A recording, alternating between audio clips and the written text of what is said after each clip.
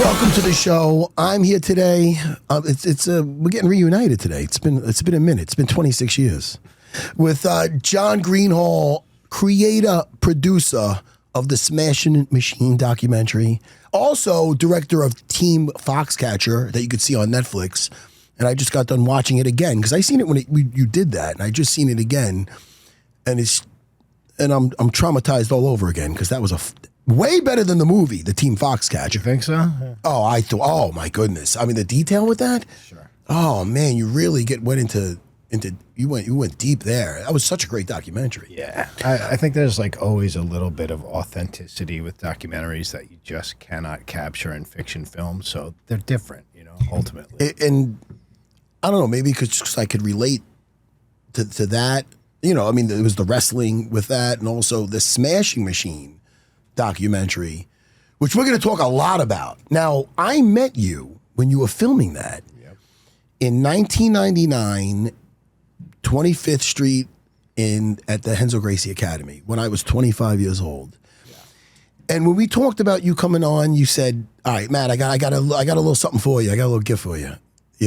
And you cut together some footage, and I saved this when I seen you here. I sent you a little bit through text, and dude, that was fucking gold. Because in 1999, it's not like there's no cell phones, there's no cell phone cameras.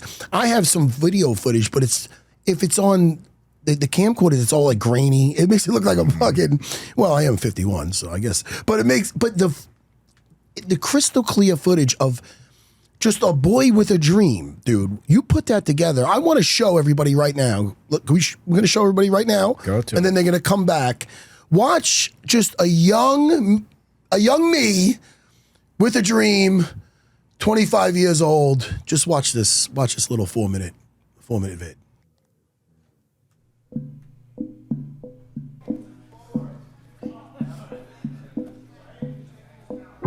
All right, I'm Matt Serra. I started around 5-6 years ago. I started coming. I got on the mat and I'm like, this is it. This is what I want to do. I was hooked right away. I used to fight a lot just as a kid, I used to win most of the time, but if I knew what I knew now, it would have been a lot cleaner compared to just taking a guy's head and put it into a locker, it would have been a lot smoother, Jiu-jitsu humbled me though.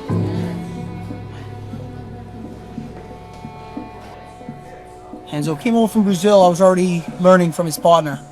They had a academy on 27th Street. They were together for a couple of years, and they split up. And I went with Renzo. Everything I'm doing and everything's thanks to him, He's my trainer, my good friend, And I believe a lot in him, I'm getting some good credentials, at least in the jiu-jitsu world.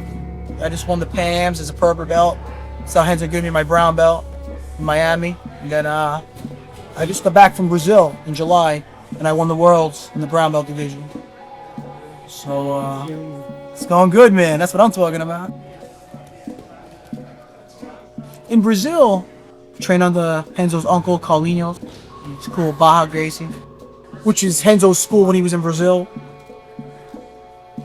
The first time there, everybody's just, they want to test you out and everything. But I think that's pretty much whatever academy you go to. Now I've been down there a few times. They all know me. So, I mean, they consider me like one of them, so. With the Brazilian Jiu-Jitsu, it's different. It's more with the gi. No rules ain't as popular. And I like the no rules personally better, but I do both. I mean, all the no rules have some rules now, so it's a mixed martial arts match, Do you have any boxing training at all? Now I do, because I'm fighting. So, train with a guy, Ray Longo on Long Island. Do like a Muay Thai type workout, in with the Jiu-Jitsu. So, I consider myself well-rounded, I do a lot of the stand-up and everything. I'm fighting locally. My name's, getting around. So I'm dying to get into the big shows now, I did it the right way, though. I didn't just jump right in. I did some local stuff, fought some tough guys. I feel real comfortable now. After what Renzo puts me through, man, anything's a welcome change. He kills me, man. I dread sometimes coming here knowing what he's going to do to me. So when I have the fight, I just hear Renzo's voice, you know. It gives me confidence, man. Like I just know I'm gonna kill a guy, you know. I want to do it all, you know. I want to do the UFC, maybe Pride. I think it's right around the corner. I mean, I got Renzo backing me up, but Renzo's got a fight coming up, so we're gonna concentrate on him now, you know. Let him concentrate on himself right now. Then after that, I'm gonna tell him just to make the call and get me in something big. I'm training, doing my thing, and then I'm gonna be ready for, you know, when the time comes.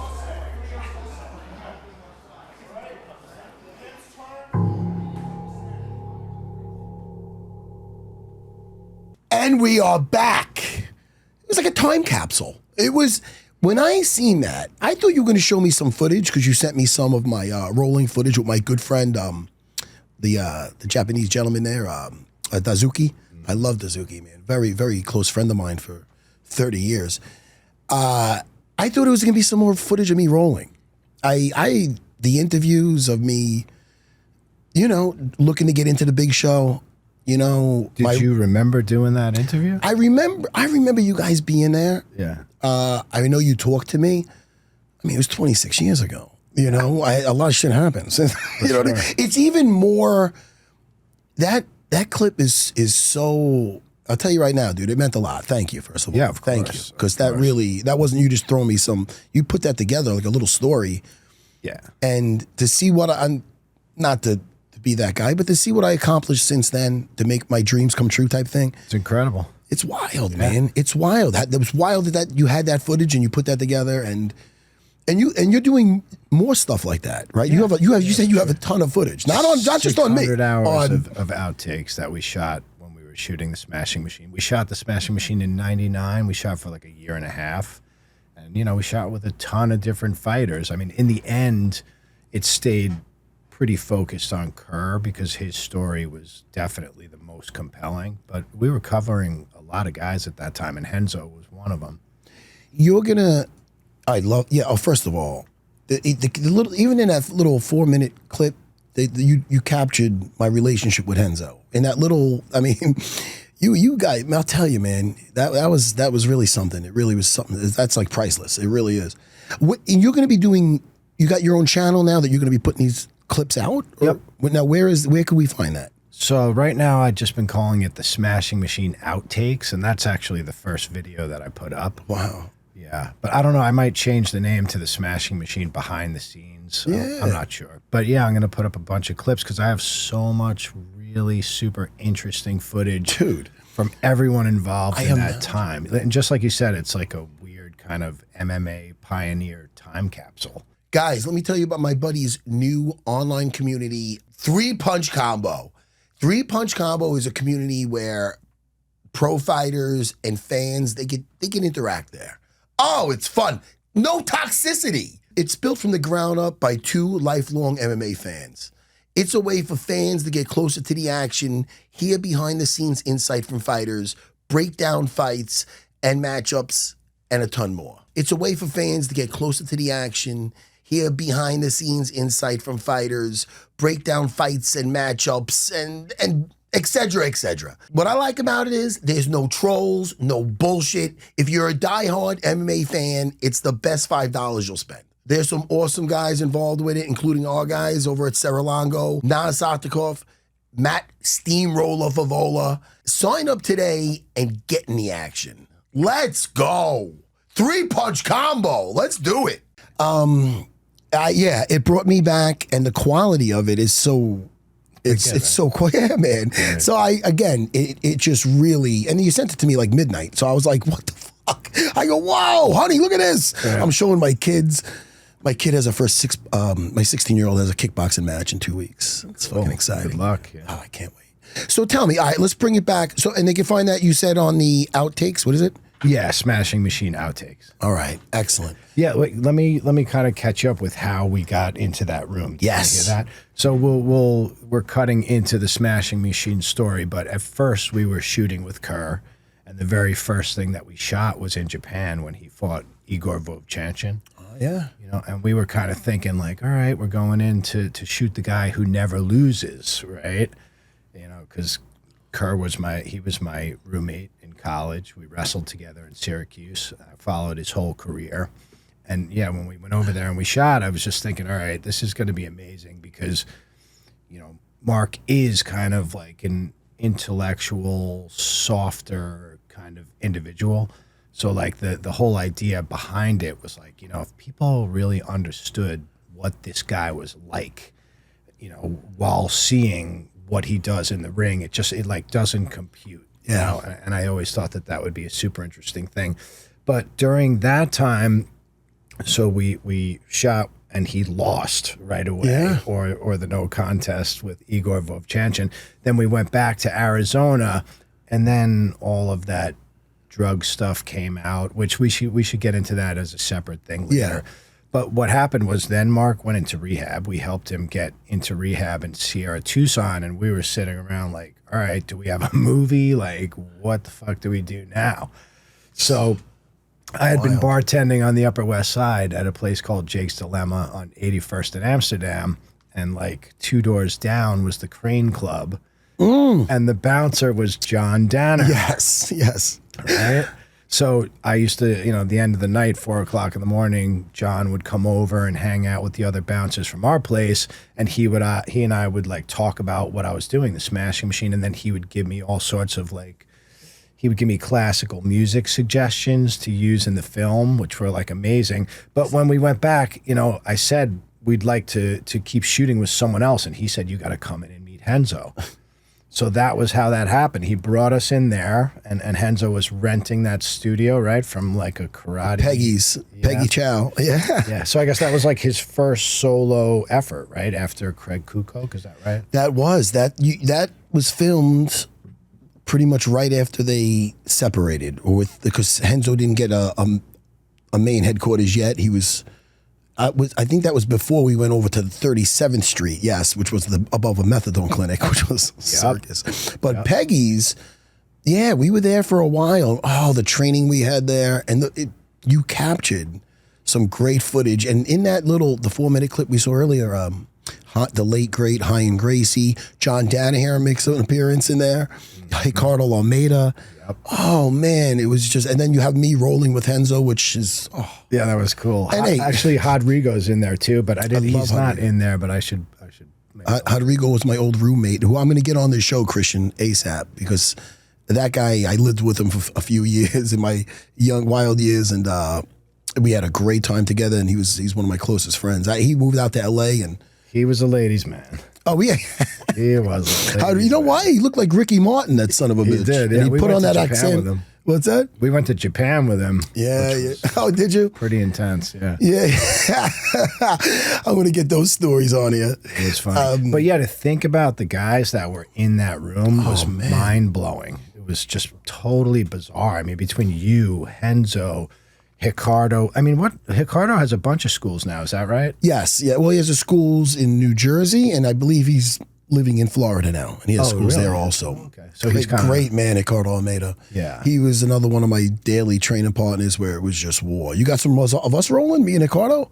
I don't, I'll keep looking. Yeah, well, you said you got a bunch, I don't think so. Man, I would have loved to have seen that. What you gave already was that to me is just priceless, We'll keep mining that stuff. Yeah. But now let's talk about the Smashing Machine, the documentary, and let's talk about the movie. Now, I'm going to give my thoughts first on the movie. Yeah. I enjoyed the movie. I enjoyed it a lot. I seen it with you, my producer. It was. I thought The Rock did a fucking fantastic job. I thought the relationship with Emily Blunt as Dawn. Oh man, I thought they captured the documentary beautifully, because this is the thing. When I heard they're doing the Mark Ker movie, I'm thinking maybe like. I'm thinking like, all right, is him growing up on the wrestling team? Is it him, then he finds out about MMA? No, It starts off exactly. I don't think I'm letting the cat out of the bag here. It starts exactly like it is basically a movie on the documentary. Am I way off with that, or am I on target? I think you're right on target. I mean, it's not a bad thing. No, but it's. I mean, it's flattering. I'm definitely flattered that they stuck that tight, that tight to our narrative. But it was different than I would have thought. Exactly like you said. My impression was that, they were making a movie about Mark Kerr's life. So really? I thought it would really, encompass a lot of different aspects of his life. But when I finally, I think the first time I kind of saw what was happening was when the trailer came out, and I realized, like, all right, these are like the same scenes and they're word for word. And then a lot of the shots were exactly the same too. Like when in the beginning, he comes, how it opens. Yep, when he comes out of in Brazil, and man, it was the exact story of him. From the documentary, I know the documentary so well when I watched it that I know the subtle differences to make it more Hollywood. Dawn was there in Japan at the end. I'm going to give some spoilers. We're just out now, right? Dawn was in Japan at the end. Oh yeah, and I remember her sitting there looking at him. Dude, you captured the toxic relationship perfectly on there. I mean, I remember Mark Kerr going. You know what? I remember him going. Hey, listen, towards the end of the film, like. All right, I used to have shooting in my arm how many times a week? What's the big deal if I have a beer here and there? It showed that he didn't take it as serious as the I'll do it my way scene when he was getting back and he was doing the right thing. They did it great. It was a great Hollywood version of the documentary, but it was the documentary. How was it different than the movie? Well, what about when... I mean, all the differences also, but I'm just saying for the audience, I knew when I was watching, I'm like, all right, this is great for the movie, but Mark Coleman didn't end up in Phoenix. He didn't say that line. That was two of his buddies that he went to school with. Right. You know what I mean? So I noticed the subtle differences. Darren Farrell and Mark Bateman. Yes. Two guys from our wrestling team. They took that flight. They should get some, they were there for his buddy. Not that Coleman wouldn't have took the flight, but you captured, even on the documentary, Mark Coleman was the hero. In the documentary. Yeah. He was. It's so funny because Coleman loves that documentary more than anybody. He should. I know. It was his, because and know what's funny? They had the same scenes. I don't know why they couldn't get a stunt double for Kevin Randall, the late great Kevin Randleman, when they were getting ready for it. I was wondering that too. Well, they got to I'm not pulling the race card. Why they got another white dude in there? They should have a big, stocky black. Kevin Randleman. The monster. He was helping his buddy get ready for it. But I don't know. That's another subtle differences. But all of the guys that seen the documentary, if you watch a documentary, you get the movie's a movie about the documentary. I'm saying like basically seeing the scene. What extra Hollywood stuff like we just spoke about to change it a little bit. Yeah, for sure. Yeah, and it worked. I thought Ryan Bader, I didn't look at him like he's Mark Coleman, but for the movie, he played a great part. Yeah. I mean, it's a big part too. It was great. Yeah. I thought he did fantastic because you were, rooting for him, and he was less like caveman-like, and I don't mean that in a bad way. Hammerhouse, listen, I love Mark Coleman. He's a buddy of mine. I'm going to get him on too. Great guy. But they made the little jump on the ropes less fucking silly. I mean, it was really crazy to see the lengths that they went to hit certain details. Like there's shots when you first get to Japan where there's like a little scooter that goes around the cab. It's the exact same shot from our film, and they have the same decals, the same Japanese like advertisements on the scooter. Is it like that? Is crazy. Is it flattery? Yeah, sure. When you first seen it, are you shocked? Because you're a producer on the movie. Yes. Correct? Yep. So as a producer, consulting producer. Yeah. Okay. Yeah. How much do they consult with this? I'm only kidding. Did they let you know, hey, buddy, you did a great job with that documentary. It's flattering, but yeah, I mean, I don't know. You felt it sat cool with you? I'm not stirring shit. I love everybody. Well, I mean, I think like for someone like me, when I'm watching their film, it's just impossible to be objective because I'm so close to the story, So I did feel flattered by how close they stayed to our narrative, but I was surprised by it. But what's going to be great? The Smashing Machine documentary is coming out soon, and that's your thing. And when is that coming out? Because I'll tell you, people are going to flock to it. Oh, yeah. It is because people love the movie. They're going to fucking love the documentary because You just said what you were saying before about document. Like, is that real? With a movie, is it real or is it not? Go ahead, tell me what you were saying before. I don't know, what was it? This is what you were saying, and I have the memory of a goldfish, but I remember it was. That's why I wanted you to save a fair. You're like, sometimes people watch a movie and they're like, well, how much is that Hollywood? How much is it not? They're gonna go back after they watch the movie, which they love. And whatever they question, they're going to watch the documentary. Oh, yeah. I was saying there's just always going to be a certain amount of authenticity, right? Yes. With a documentary that you're not going to get in the Hollywood film. So you always hear like, oh, the documentary was better. You'll hear that a lot. But I don't know, better, worse. I think they're just different. It's like two totally different films, really, with two different objectives. Because, we're kind of hamstrung to what we captured, right? Yeah, so they could add to it to make it a little bit more, moving. Right. But it was the same. It was the same exact story in a sense where they looked at the documentary and was started with him in Brazil, and then they get a little bit that scene in the hospital when he's talking to the lady when he's like, "Do you hate each other?" Absolutely not, dude. That's exactly. I mean, that's the scene. They might swap out the lady, but it was. So they're gonna. It is the movie. That's why it's gonna hit so hard because you captured such great stuff with that documentary. It's not like they thought this up. I'm not attacking anybody, but like said, hey, we should start in Brazil and then let's get to him in a doctor's office. Hey, dude. Hey, that was. Congrats on a great screenplay, right? you didn't know you wrote that thing, but it is fantastic. When they watch the documentary, I think it'll make them appreciate the movie more. Yeah, I would it really think so. will. Yeah, I don't think it's gonna hurt the movie at all. I think that it's gonna help each other, but it is very interesting. I mean, it's the best thing that ever could have happened to our film for sure. Right? Yeah, because it's gonna make people go back and see it. And I think, when that thing came out in 2002, MMA was, an infant, and it was still a little bit of a freak show. So a lot of people saw it, and the people that were really into MMA watched it, they loved it, but it really didn't have a mainstream appeal. 100%. And I think that this is definitely going to make people go back and bring it out to a much wider audience. So, I mean, that 100%, and that you really captured that time period because I lived it. I was there, so it really resonates with me. That specific time of me. I was fighting in 2001. A couple of years later, I was in the UFC. Yeah.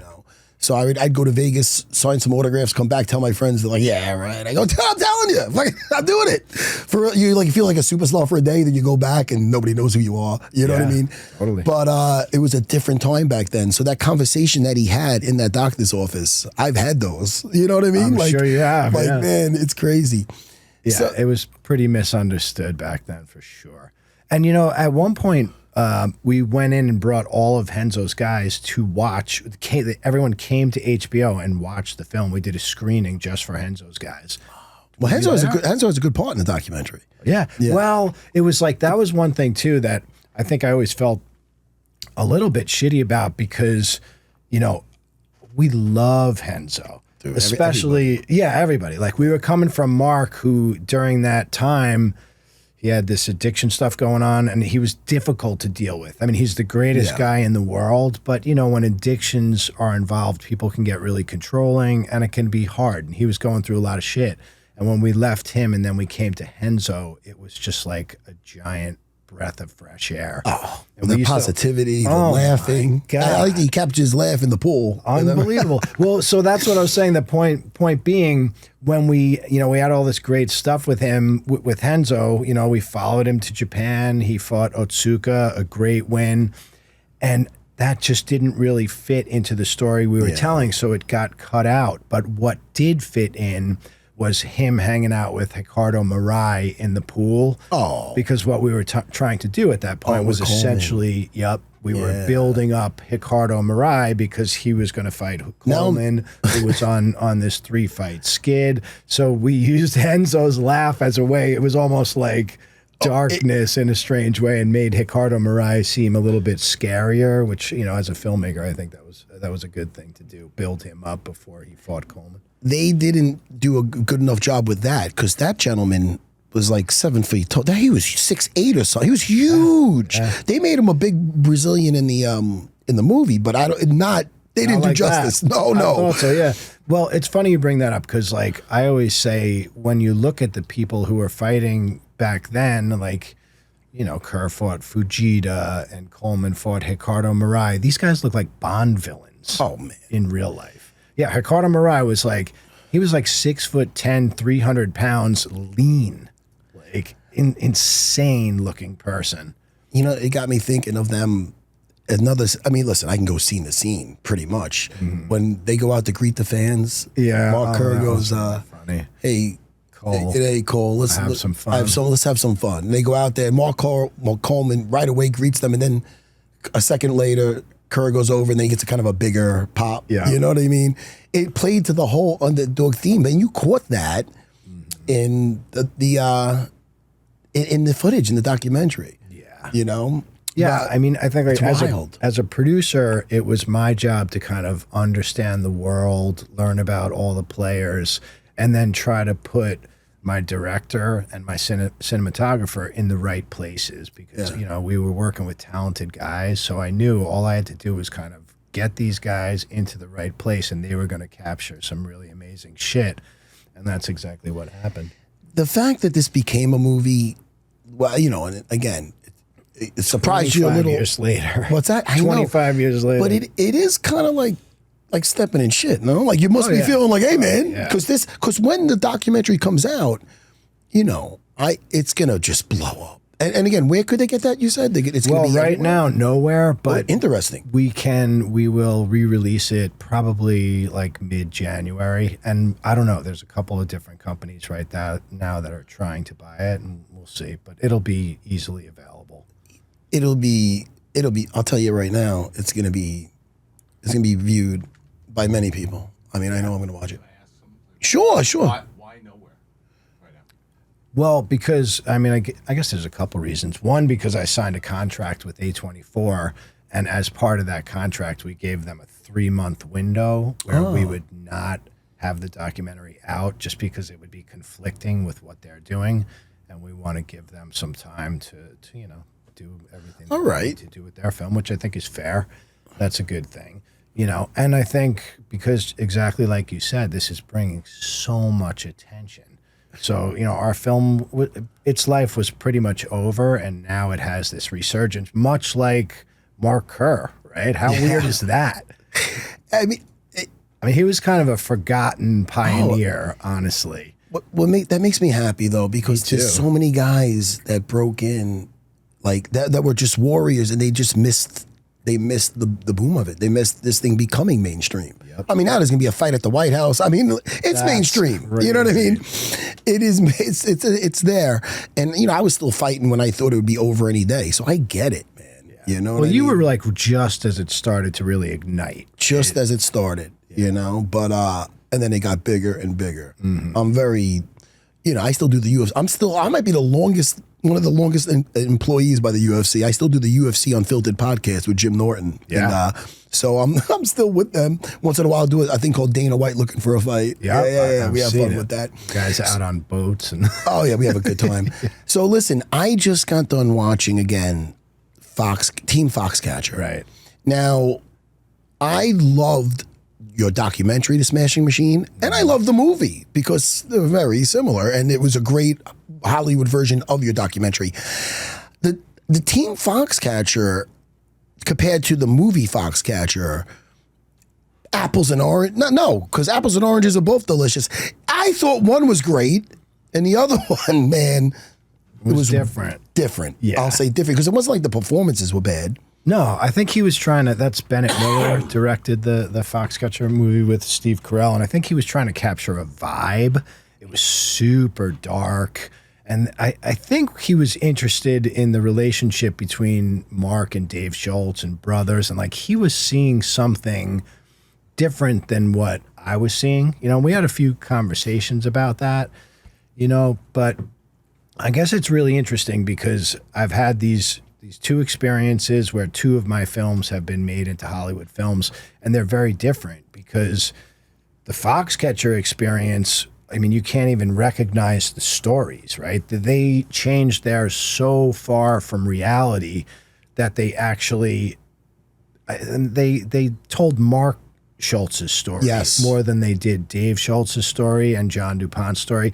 And they somehow infer that Mark was involved with Dave's death in some way. But the reality of the situation was that Mark had not been on the farm for over 7 years at that point. It's just so Yeah, so inaccurate. That's You know what I a mean? lot It's of just so- shifting. Yeah, and where's the line? Is that okay to do? Is it not okay to do? I don't know. But then when you go to the smashing machine, it's like the complete opposite, right? They just stuck exactly to the documentary. Yeah. So it's like, which one is better or worse? I don't know. I mean, I think like in a vacuum, you just have to kind of look at each of these films individually and judge them for yourself, With John DuPont, it was really just mental illness. Like that you really captured his whole decline where, he was always trying to impress his mother, and he always was like, it's kind of a disappointment. And then when she was gone, he was just off the rails. And it showed you what a great guy that David Schultz was. Yeah, he just seemed like interesting. He was very interesting because Dave. he wasn't like you talked about, like even with how Mark Ker is, people are shocked because he's actually soft spoken. And with David Schultz, he kind of looks, when he's wrestling, he looks like a barbarian. I loved his eye for detail. They called him almost like a hippie. Like he was very like laid back. You really captured his personality and his whole he really got his character out. Like how he I was. came into that movie through his wife, Nancy Schultz, who's like a really good friend of mine. So, making sure Dave got his due in that was a big goal throughout that whole thing. Oh, you did. I mean, that was fantastic. Even his relationship with the Bulgarian wrestler. That was, and their families together, and was sad. Valo. Yeah. One of the best wrestlers in history. Was like an 8-time world champion.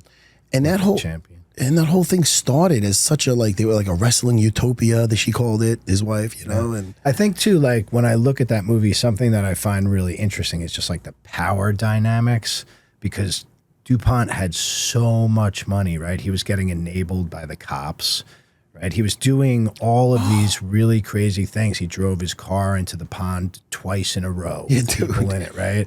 He had like shot like birds or whatever, but right over some little kid's head, almost hit a kid with bird shot. He had done all these series of things, but he had given so much money to the police in the area that they just kind of let these things go on. And, I think it's really kind of like a meditation on how power corrupts in a weird way, And then there was some kind of chemical imbalance there, and then with the drugs on top of it, he was just off the rails. It's such a shame how that went down. Yeah, definitely. But man, that documentary it's kind of haunting in a weird way. Yeah, I mean, that was personal too, just because I grew up in like a wrestling family, right? My father was the chairman of the New York Athletic Club wrestling team for almost 40 years. So he had a couple Olympic champions, Bruce Baumgartner, Bobby Weaver. He had Gene Mills, who was not an Olympic champ, but another great wrestler. So, to me, it was kind of like that's really my community. So getting to deal with all those people, it was super fun, and having everybody open up and just tell their stories about Dave. And, and ultimately it's just a really sad story. But I think like that thus far in my career has been my talent, is kind of finding these really interesting stories that are rooted within these communities, that like these niche communities that mean something to me. Any more that I should be looking out for? Well, the next one I'm doing is the Dan Gable, but that's scripted. Oh, so tell me about that. So do you know anything about that 100%. I know. Oh, man. It's so sad what happened to his sister. Okay. I do know about him. Yeah. So, yeah. Yep. He felt he could have prevented. I heard him tell the story. Yeah. Yeah. So when Dan was 15, so Dan Gable's 1972 Olympic champion wrestler, who's kind of known as like the hardest worker of all time. Right? Only one loss in his whole. Yeah. Larry Owings. Right. Yeah.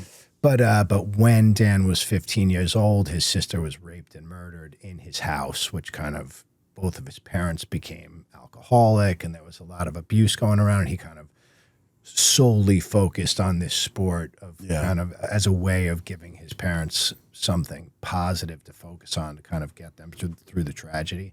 So that'll be next, but that's scripted. That's not going to be a documentary. He would say that his father would go to the.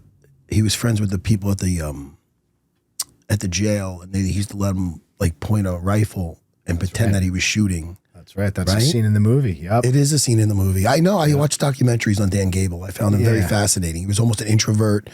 Like he was like he like his friend but he was so respected because he was such a beast on the mat. Oh, you know, totally. Big time. Yeah, he kind of like created the game plan for how Americans were able to defeat the Russians. You know, back then it was just all about like go. He was in such good shape that he would tire these guys out. Yes. Because like those Russians, they're super talented wrestlers, but back then it's like they would show up and they'd all be like smoking butts and drinking vodka the night before. So they weren't in great shape, but they were incredibly talented. So he just kind of... I remember in that documentary, Dan Gable saying like, you know, his friends like, why don't you ever go out? Or he's like, he stayed out like one night. I think he went out on a date and he stayed out late. He didn't like the way he felt in the practice the next morning, and he would just train. It's really wild, man. And when is that coming out? I mean, that one is in the early stages. Early stages? Yeah, we're looking to like attach directors and actors at this point. So that's going to be a little while. And what about the was it something on the Gracies? Yeah. So I worked for like about a year and a half on ESPN series on the Gracies, and I actually cut the episode on Hickson, which was really cool. The GOAT.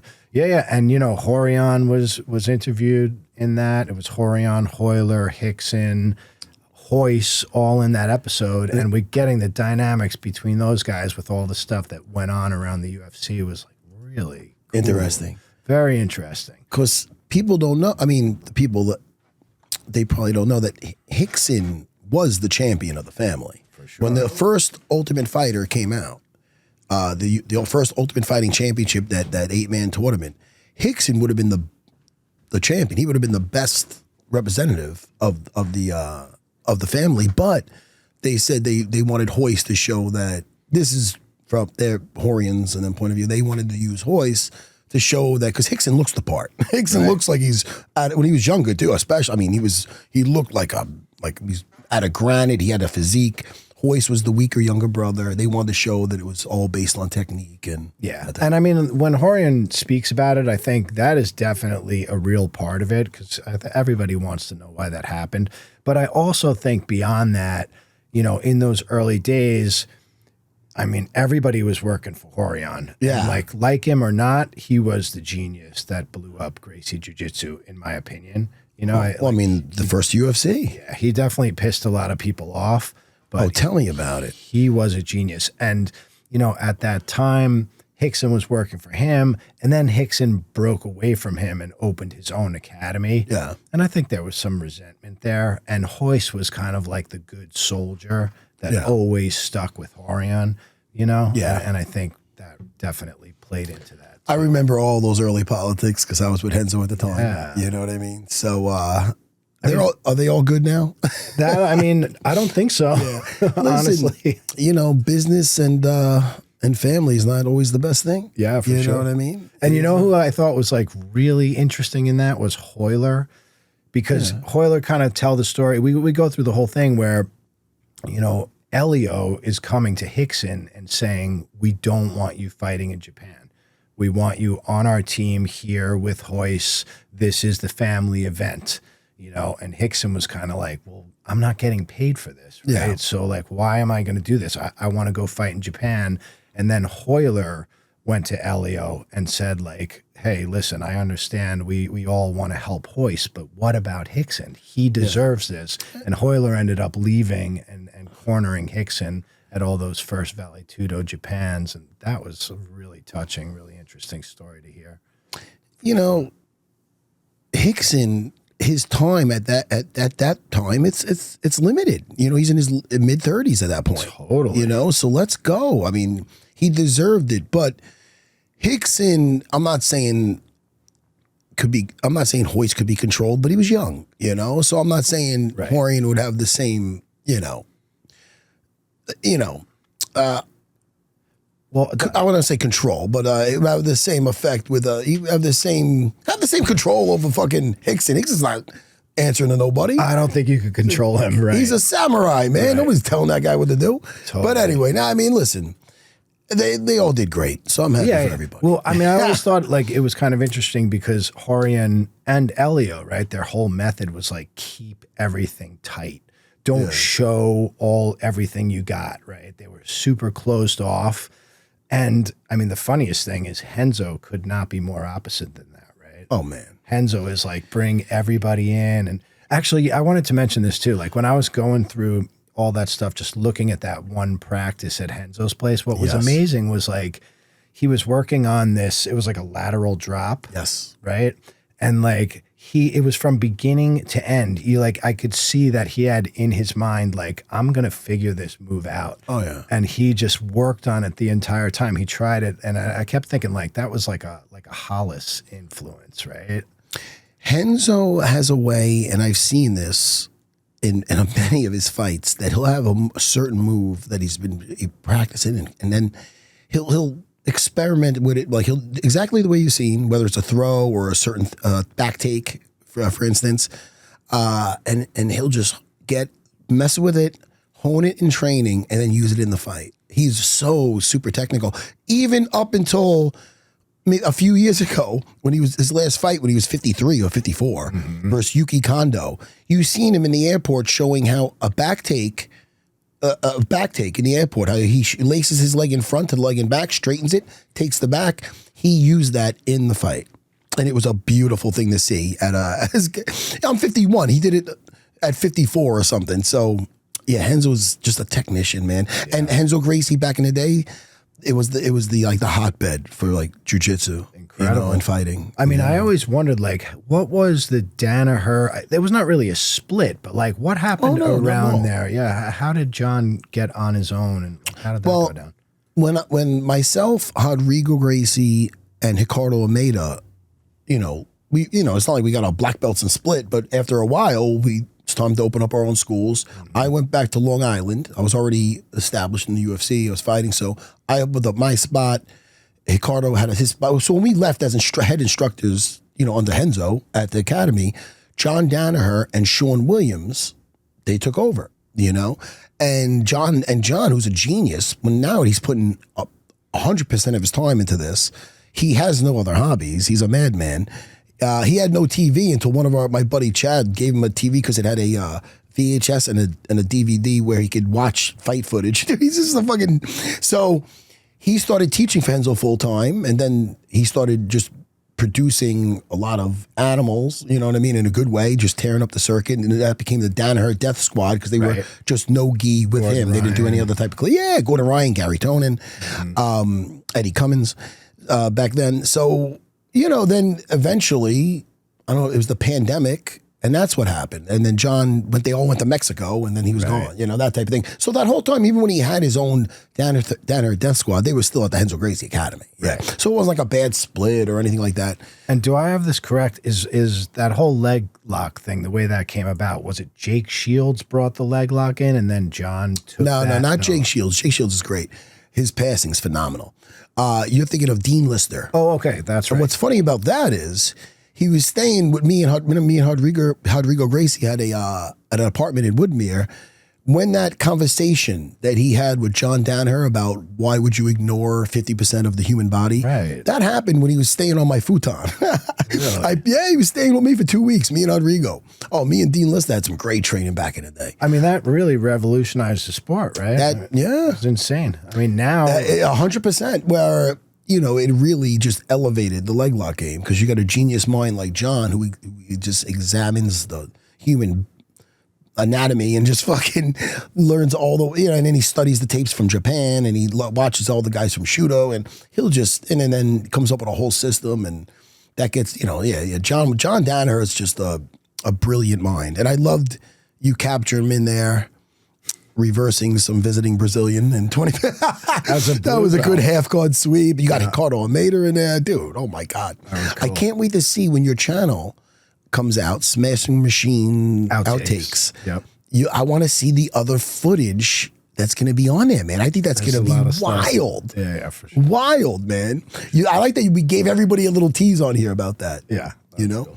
When does this Gracie thing come out for people to look out for that? Honestly, I don't even know. At the moment, it's like it's been paused. I don't know why. Something went down with the director, and I'm not exactly sure when it's going to be done. But I mean, most of the stuff is cut, so keep our radar out. Yeah, radar our antennas up.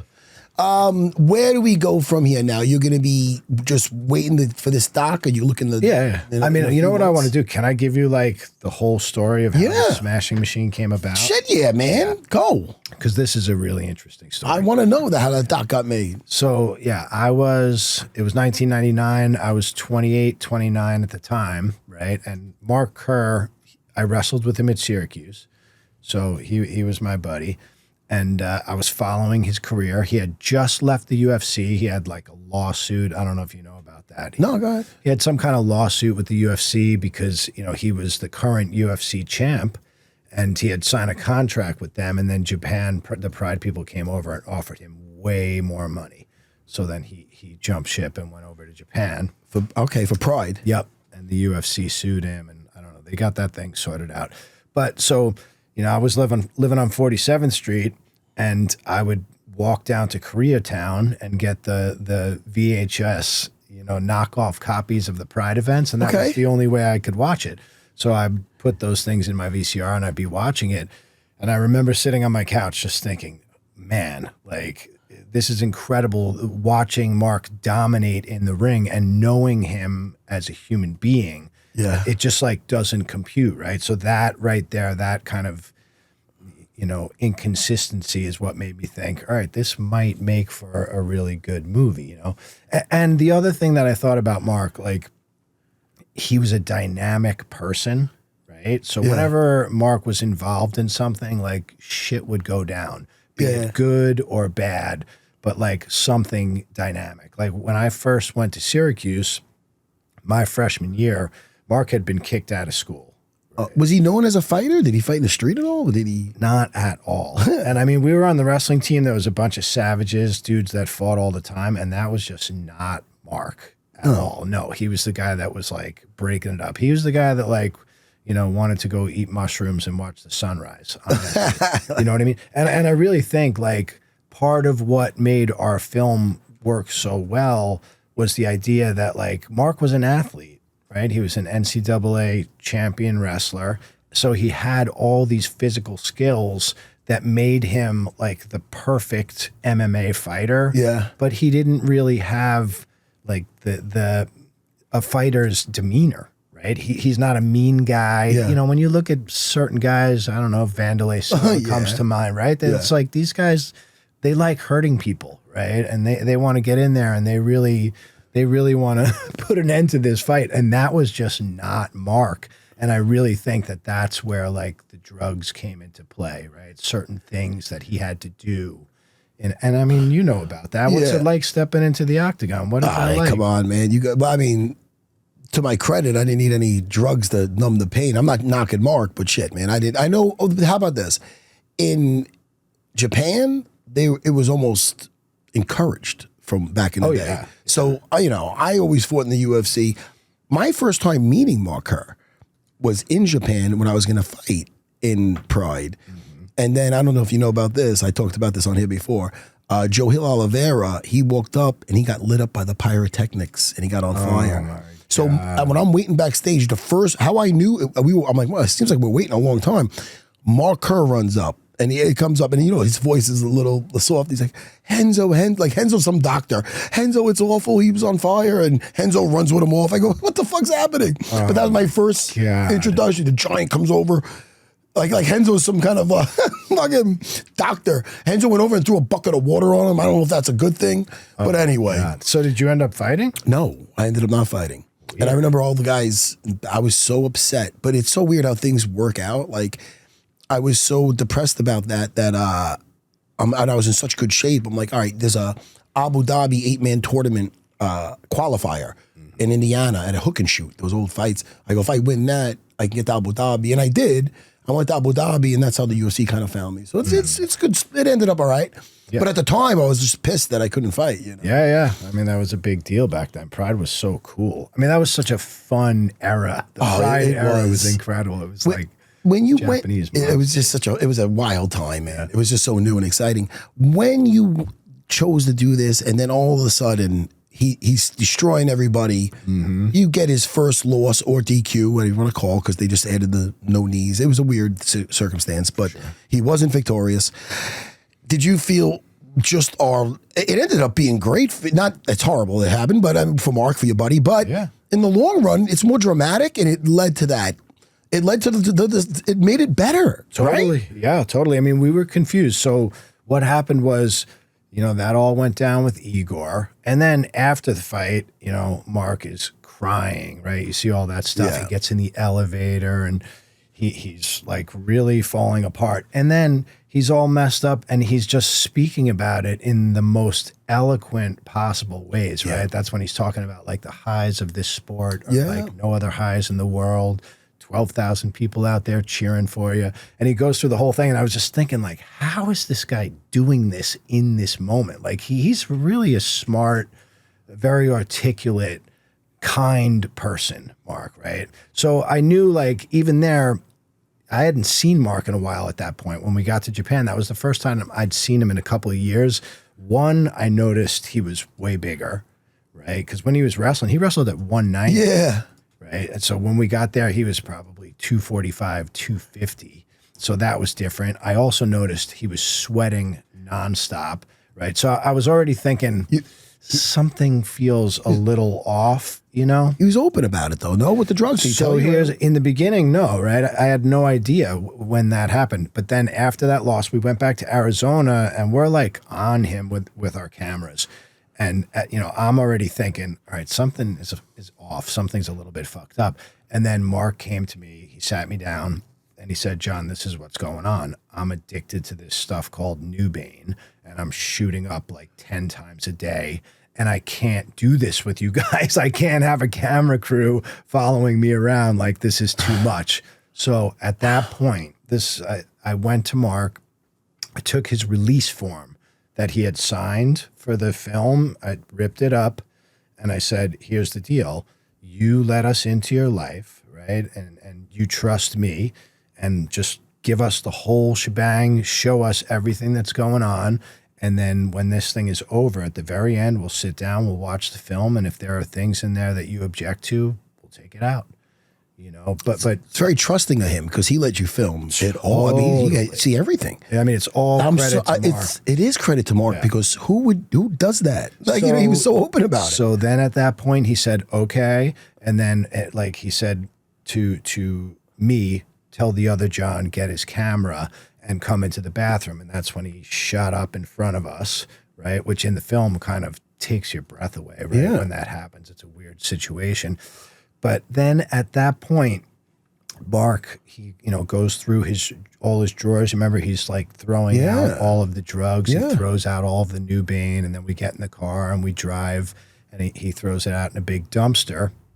So he's going to try to quit all of these opiates. So his plan, which is like the worst plan ever, he says, okay, everybody leave except Jon, me. So he wants me to stay in his house with him and watch him while he kicks drugs. Oh. So I'm going to stay there along with him. And I'm like, all right, this is probably a really bad idea, but we're going to go ahead and we're going to try to, help him get off drugs.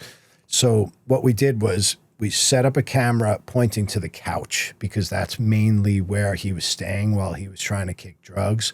And we put a piece of tape over the red light. And I told Mark every once in a while, I'll walk by the camera, I'll turn it on. And then sometimes I'll walk by the camera, I'll turn it off. So he never knew if it was filming or not that whole time while he was kicking drugs, which was really weird. And then what ended up happening, so I think he was somehow sneaking drugs during that time. I think he was maybe taking Vicodin or something. And I wasn't really sure, if it was working or not. Dawn ends up coming over losing her mind, saying like, listen, I know he's doing something. I know he's doing something. So she's like going through the house, searching for drugs because she doesn't believe that he's actually trying to stay sober. Right. So all of a sudden she comes like running out of the bedroom with an empty bottle of Nubane and she sticks it right in his fucking face. And she's like, you're a liar. You're still doing it. Right. And Mark freaks out, dude. He picks up, he had this chair, it was like a medieval chair that he had gotten in Japan, picked it up, threw it through the window. There was this giant fight. We all scattered. We all left. Right. Crazy. And then at that point, I went back to the hotel. Mark stayed there with Dawn, and then that was the next morning we got a call from Dawn saying, exactly like it happened in their film, saying Mark wouldn't wake up. I couldn't wake him up, and he ended up like shooting up so much Nubane he OD'd, and the next time we saw him was in the hospital. Let's bring it to Dawn for a second. Now you're his buddy. Yep. You're his buddy from college. Yep. When did you meet her? What was your first impression of her? So I first met her in Japan at the Vovchanchin. Can I have one of those? Shit. You like some Zen? Yeah, what's the Go milligram? ahead, man. Oh, this one's a little high. What, how high? Let's see. It says strong, and it's got 3 out of the 4. Really? But I put 2 in at a time, so don't worry. All right, let's see what happens. Blast off. Blast. Christian, open your mouth. Open your mouth. All right.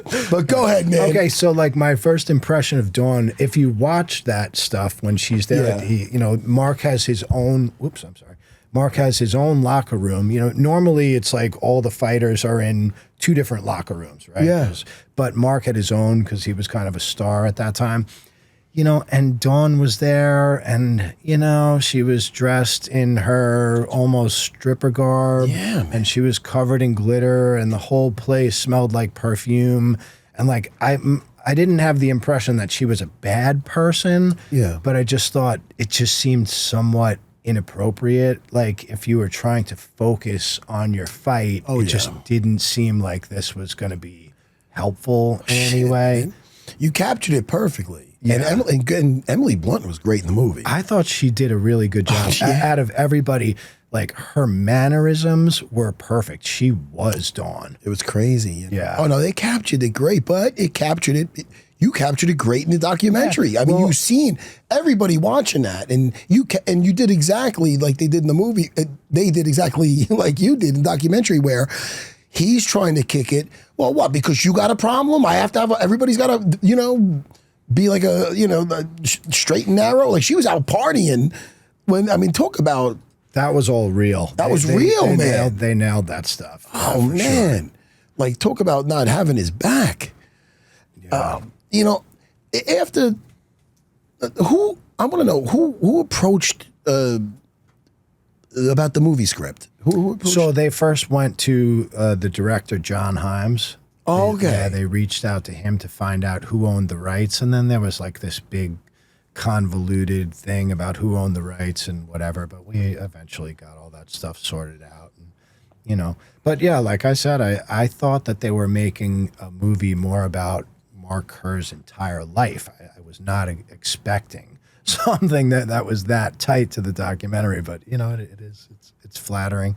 I'm glad that they, thought enough about it to want to stay that true to it. I mean, people, if they don't even like fighting, just the relationship alone. Yep. People have been in toxic relationships.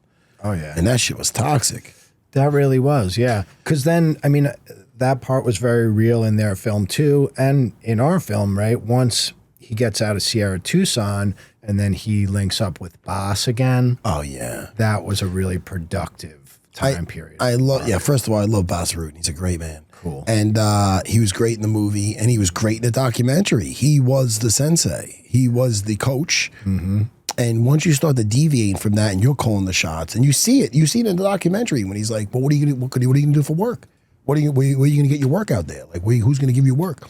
I'll make it work. I'll figure it out." And it was that was the exact like conversations he was having in the documentary. Like, you seen he wasn't taking it as serious as he took his comeback fight after the loss. For sure. And yeah, in the documentary, it was like, dun dun. All of a sudden, you see like Dawn's boot at Boss's place, and you're like, oh no. Yeah. But it's kind of funny because people will say that in our film and in their film, Dawn kind of gets the short end of the stick a little bit. And I talked to Dawn about that because I felt really bad. So when I went to the premiere in Toronto, and I talked to Dawn because I had read about that in the press and the premiere saying that of the Smashing Machine, their film. Okay, she's at the premiere and stuff. Yeah. How is she doing now? I mean, Dawn seems pretty good. Okay. I think she's pretty. She's pretty happy about everything that's happening. Of course. Okay. Yeah. Well, I guess so. I guess everybody's getting paid. I guess that's a good thing. Yeah. So. I mean, I don't know what those guys got paid, but I'm sure they did well. I would imagine. Well, I mean, if she's gonna be okay with her, looking like a crazy beat. No, I'm only kidding. Right. Come on, man. Listen, well, but I mean, what I said to her was, it takes two to tango. It does, right? and so it wasn't only her, and I think like Mark, he was super sensitive, and there was like this pattern. He would break up with her before the fights and try to like get his shit together and try to train, and then when the fights were over, he would always talk about feeling like alone and vulnerable and. Yeah, I mean, I don't know. Did you ever safety? You didn't feel any of that stuff, right? You were a savage. No. Listen, we all been through relationships, man. They could, and then it hardens you, like you're losing a fight. You know what I mean? Right. Like but anybody that's been in a toxic, and sometimes a toxic relationship is just you're not compatible. It's not even that it's a bad person. That was brutal, man. But you could see and again, even in the movie and in the documentary, you see him getting irritable, and he even says it wasn't all her. Like he even says it. Yeah, I'm not attacking her. Listen, no, I mean, no. Yeah. But I do think like what she is correct about was like our film was about Mark. So after their fights and all of that horrible stuff, you get Mark's perspective on what went down, but we never really got Dawn's perspective on what went down because honestly, she wasn't around at that point. They had broken up. I feel in the documentary you got a good amount of it where she's saying like, why can't I go out? You captured the meat and potatoes of it, man. You got some good. We seen her point of view. Like she wasn't exactly. If she really truly, I mean, she had her own issues, demons. Because if she had a problem. Because if she really cared about him and his career, she'd be like, all right, look, I'm not going to drink around you. I'm not going to come home drunk. I'm not going to. She would try to do the right thing, but. I mean, that's her own issues. I'm sure she regrets that or whatever. But let me ask you something because, again, Hollywood's Hollywood. I know she was there in Japan at that last fight in that tournament. Actually, she was not. Are you sure she wasn't? For Fujita, she was not there. No. When? But he had a bald head when she was staring at him.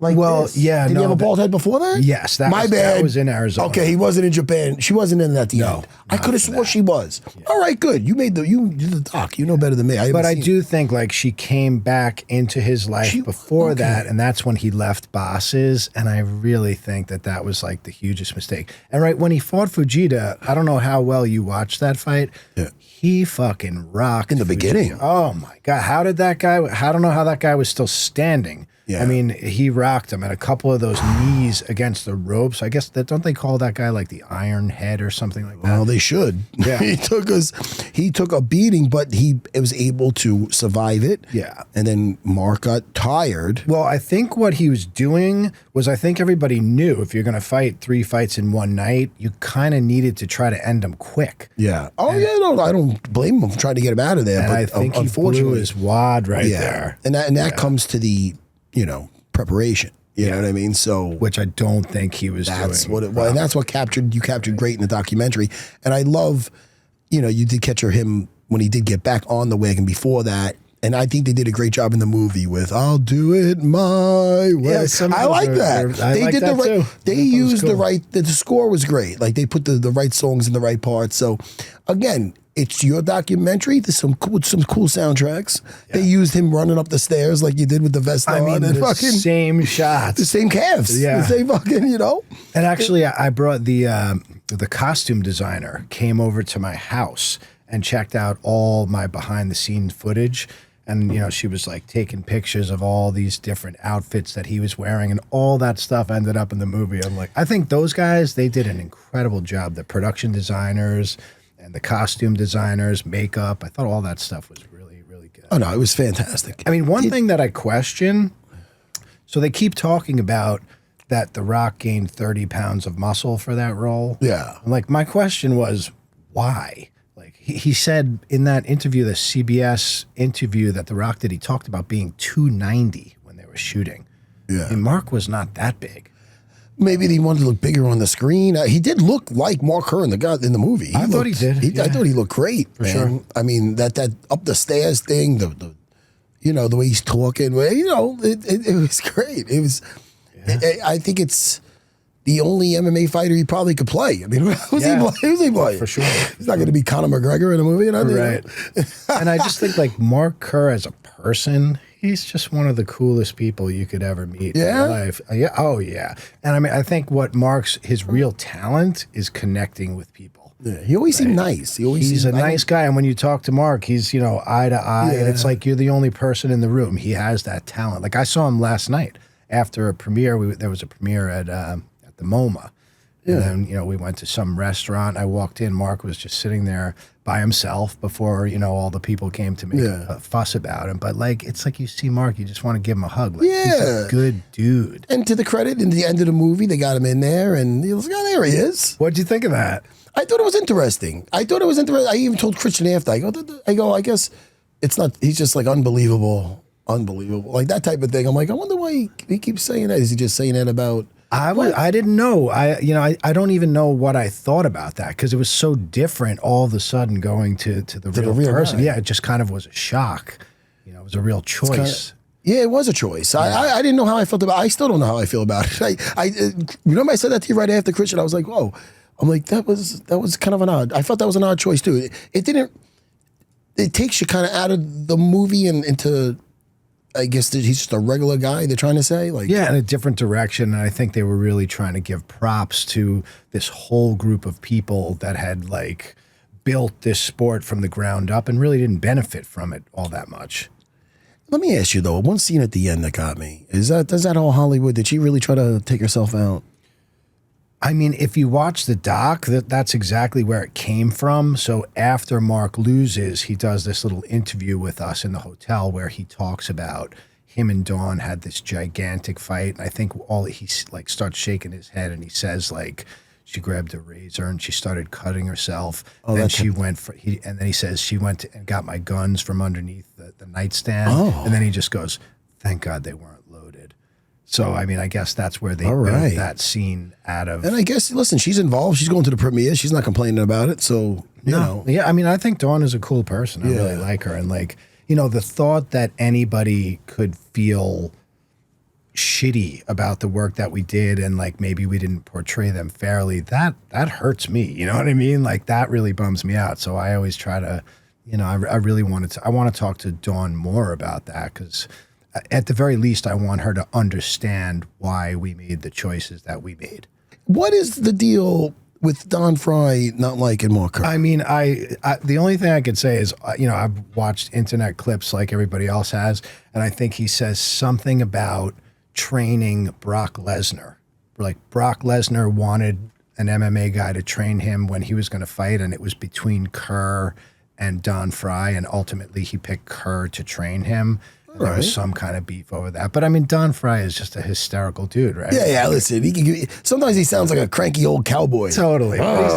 He makes me laugh. I like Don Frye. Don Frye's great. Don Frye was a savage. Oh, my God. Totally. His fight with Coleman was ridiculous. Oh, man, the punishment that he took was really his fight with Ken Shamrock. Too. Tank Abbott. Yeah, shout out to Don Frye. Don Frye was... one of the first guys really put it together because he had a good wrestling base and he had nice hands. Yeah. He'd put it on, guys. And just a tough motherfucker. That guy's right out of he'll kick the saloon door open. Yeah. That's Don Frye. The Magnum PI of that. We're going to have Don Frye on. I love giving props to the old school. Yeah. I am the old school. Actually, can I ask you about this? There's one thing I always wondered about.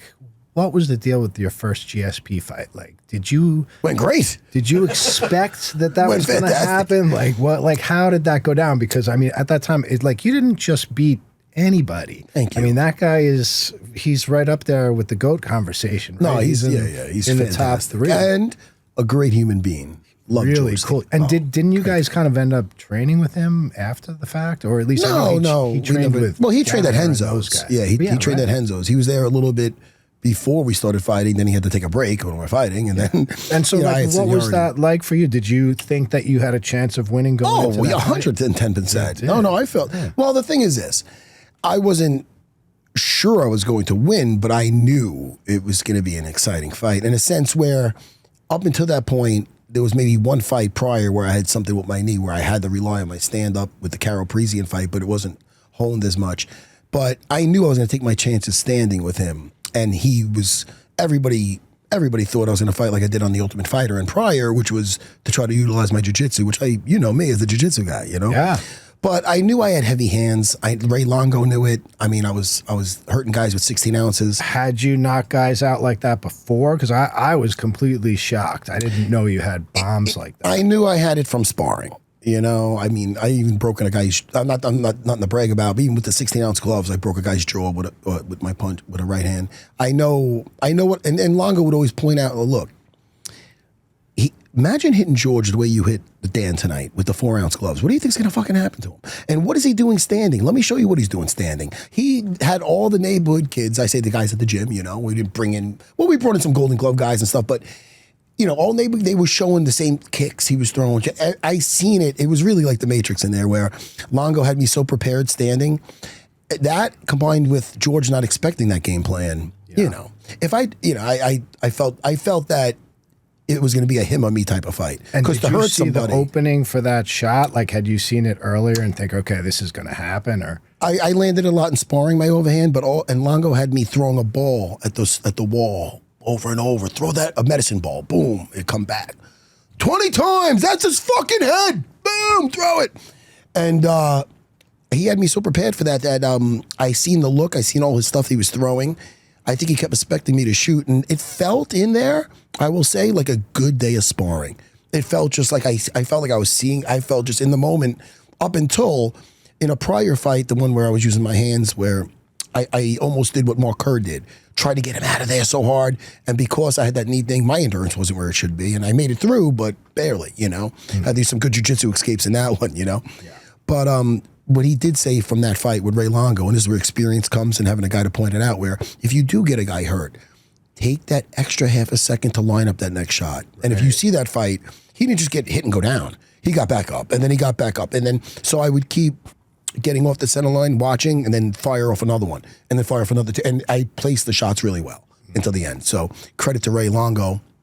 I love you captured him in that video. You captured me shouting him out as a young 25-year-old. On purpose. A guy in a guy. Now he has 4 UFC champions, Ray Longo. That video aged very well. Yeah. Where all the guys, all the players in it, you know, they now, I mean, Renzo's a legend, obviously. Right. You know, you got the late great Horion Gracie was in there. So this is kind of funny, but I always think of like Renzo, Half, Horion. They're kind of like 3 degrees of insane, right? 100%. Renzo is the least insane, but if you ever see him get mad, it's actually terrifying. If you disrespect him, he could turn it on It's drop.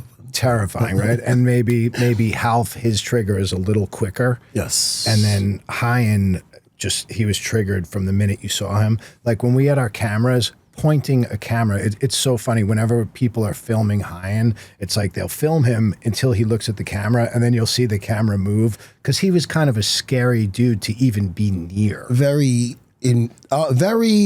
intimidating, and it could be unpredictable. You know what I mean? Definitely. So I had a very good relationship with Horion, where he respected that I was so loyal to Renzo. He knew I was Renzo's like #1 soldier. I was Renzo's enforcer. Back then, when you brought up Horion, and you're like, you said something like he pissed off a lot of people, and I said, oh, tell me about it. It wasn't. I didn't mean that towards Horion. I meant when jiu-jitsu broke on the scene.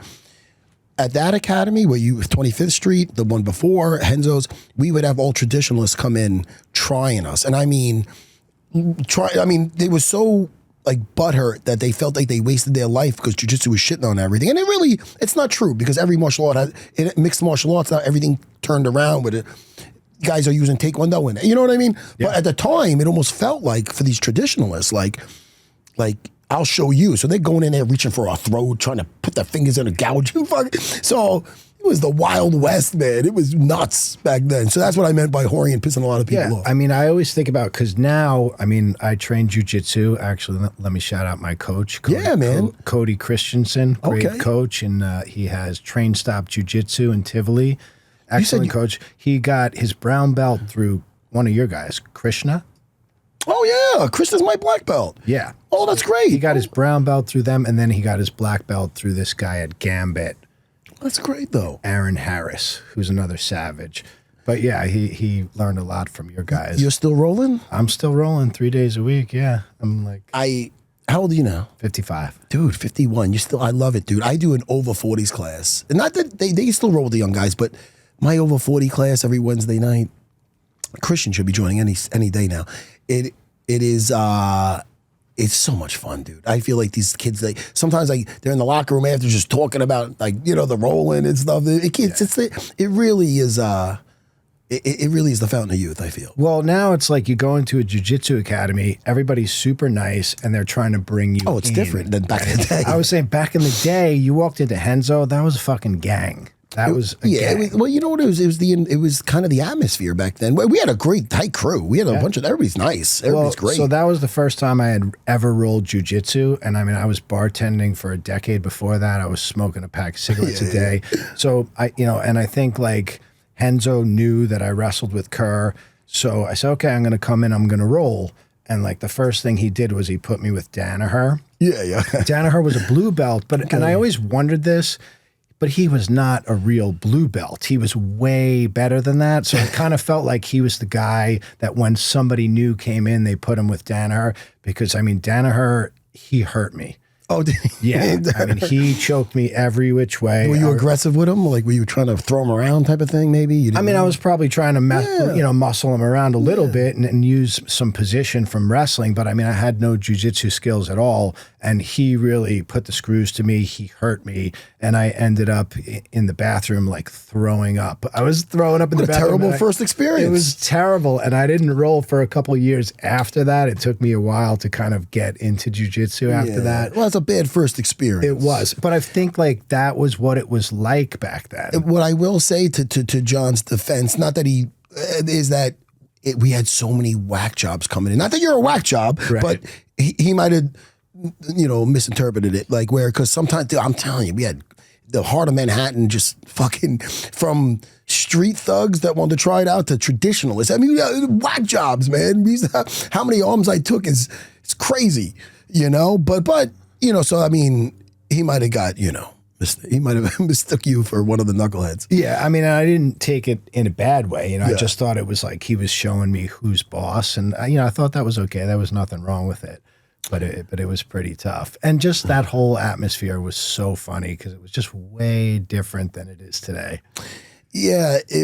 Now there's, my school's such a great atmosphere, man. Jiu-jitsu does so much for so many people. I like to make good people dangerous. You know what I mean? I got the luxury. My school's got enough students where guy comes in a bad energy, we get him right. Yeah. Yeah, you know what I mean? Yep. You got to stop down when you're in town or I would love to. Man. I love watching you guys. I love watching Aljamain. Oh, Aljo's great. Marab is fighting on Saturday night. Unbelievable. Yeah, Marab is going to be on the... So I'm a big Corey Sandhagen fan. He's great. Yeah, fantastic. I really love the way he mixes it up. I think he's really strong. He's like Achilles out there. But, does he have a shot against Marab? I mean... listen, anybody's got a shot. I think Corey's very dangerous off his back also with his guard. He's not a guy that he could be threatening with everything from triangles to leg locks. So, and he's got the flying knees. Yeah, but Marab is Marab. Yeah. And Marab. Yeah, he's incredible. And it seems like, in people's careers, right, they kind of hit their apex. And I think Marab is right at his peak. The difference with Marab and a lot of other people is that he truly, what gives him pleasure is training and fighting. People could say that, but he truly loves it, and he loves it the most when he's in there. It's when he's fighting, you see him just soaking it up. He just enjoys it, and he enjoys it almost too much sometimes. He's fucking shit. But I think he's gonna be fighting for a long, long time, and he doesn't have any bad habits or traits. I mean, that guy's not smoking nothing, drinking anything. He's just one of the night of his fights after he defended the title, he was out jogging. These Yeah. fucking guys. Funny dude too. His He's social media great. is really funny. I love seeing his skits and everything because when he first came over, he did not even speak a lick of English, man. And to see him now he's doing the skits that are hysterical is just makes me so happy. And I love seeing him returning home like a returning like champion, you know, just with everybody just. You know, one of those fights that I always think about is the Aljo Sugar Sean. Yeah. Like that was a bummer. Well, listen, a lot of Aljo It just could have went defended really differently, right? I think that at 10 times Aljo's beating him like 9. I mean, I think Aljo could do Aljo's doing phenomenal lately. He's just he should be undefeated at 145. Yeah. You know, but right now one decision went the other way, but it could Was that easily the Russian guy? Mozart. Yeah. Okay. And I felt he should have got the nod on that.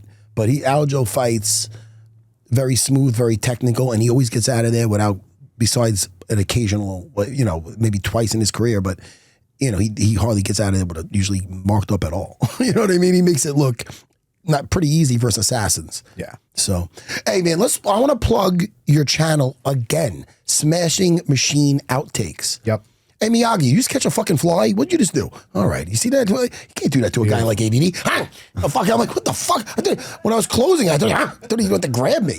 I'm looking forward to that channel blowing up. I'm very happy for you with all this because it's flattering when they watch the documentary. They're going to be like, oh, I feel I've seen this before, but in a good way, in the best way possible. If people love the movie, they will absolutely love the documentary. In a few months from now, it's going to be coming out. When it does, come back on if you want, even if it's virtual. And just be, hey man, let's plug this thing. It's going to be, and that way, if you know exactly where it's going to be, we'll say this is where it's going to be. Get everybody, I recommend watching. It's one of my favorite documentaries. Also on Netflix, Team Foxcatcher. Disturbingly good. The detail you got in there. Thank you. Appreciate that. Anything else you want to plug, bro? Nah, I think that's it. We got a lot in there. Yeah, for sure. And you're going to be back. All right. And again, the bottom of my heart, I really, that's the best gift you could have gave me when you sent me that little clip. It really meant a lot. We'll get you some more stuff too. Thanks a lot for having me on, man. I appreciate it. I'm taking you to Talio's now. Are you hungry? Yeah, let's do it. Oh, you're going to love this pizza. Okay. They got the Serra slice there. Perfect. Goodbye, everybody. Stay humble, yet dangerous.